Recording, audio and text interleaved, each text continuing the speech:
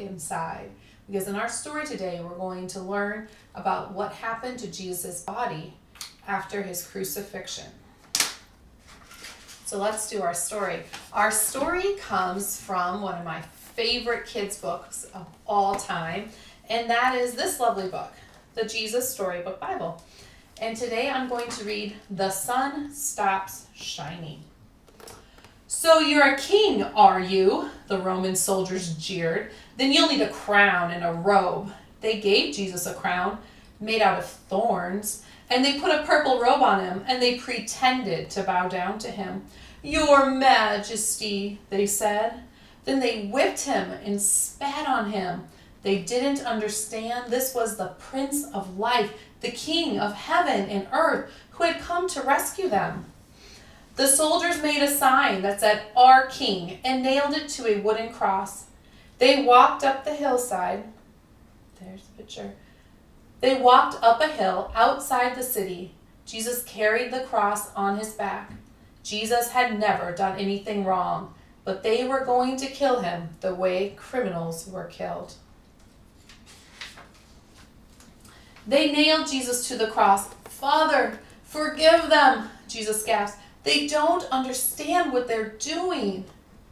"You say you've come to rescue us," people shouted, "but you can't even rescue yourself." But they were wrong.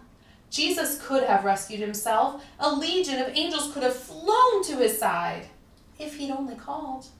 "If you're really the Son of God, you would climb right off the cross," they said. And of course they were right. Jesus could have just climbed down. Actually, he could have just said one word and made it all stop.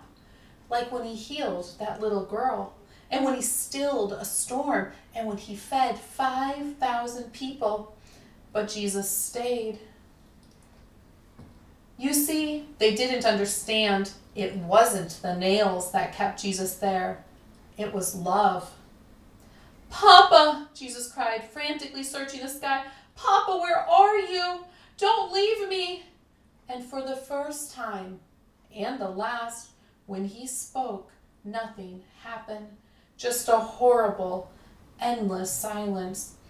God didn't answer. He turned away from his boy. Tears rolled down Jesus' face, the face of the one who would wipe away every tear from every eye. Even though it was midday, a dreadful darkness covered the face of the world. The sun could not shine. The earth trembled and quaked. The great mountains shook. The rocks split in two until it seemed the whole world would break. That creation itself would tear apart. The full force of the storms of God's fierce anger at sin was coming down on his own Son instead of his people. It was the only way God could destroy sin and not destroy his children whose hearts were filled with sin. Jesus shouted out in a loud voice, "It is finished!"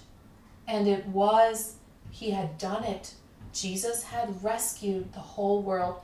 "Father," Jesus cried, "I give you my life." And with a great sigh, he let himself die. Strange clouds filled the sky, purple, orange, and black, like a bruise. Jesus' friends gently carried him.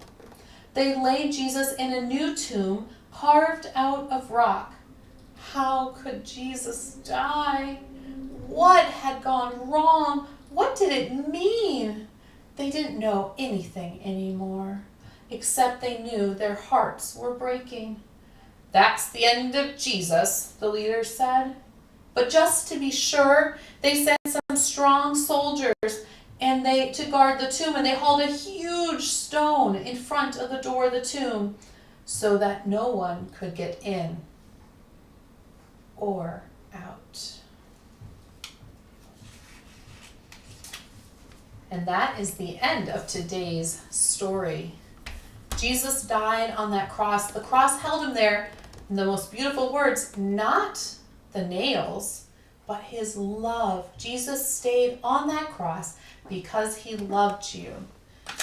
And at the end of our story, we saw that he was placed in a tomb, and that the soldiers were guarding in a huge rock, not a little tiny rock like I'm holding, but a huge rock that took many people to push over the hole of the tomb, was used to guard it. So, as the end of the story said, no one could get in or out. But do you think that a big stone can stop Jesus? Do you think a big stone on a tomb can stop God's plan? Well, when we do our next story on Wednesday, we're going to learn more about whether or not the leader's plan would work. So I hope I see you on Wednesday around 3:30, right in there, to hear the next part. E is our next letter in the word Easter, and you'll see what happens next. So